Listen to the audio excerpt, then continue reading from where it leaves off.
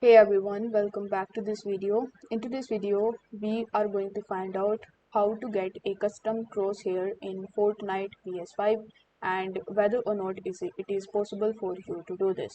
So recently I checked out this community where someone answered that unfortunately Fortnite doesn't officially support custom crosshairs on any platform including PS5.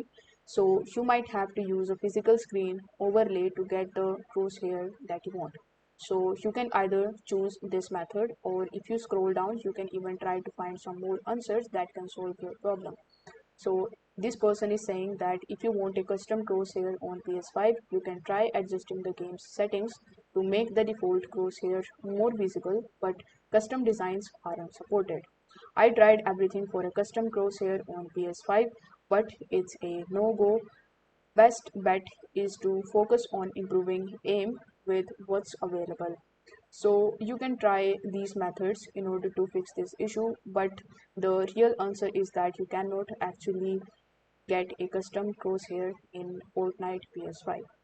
So I hope this video was helpful, and if it was, then don't forget to like the video and subscribe to the channel. Thank you so much for watching.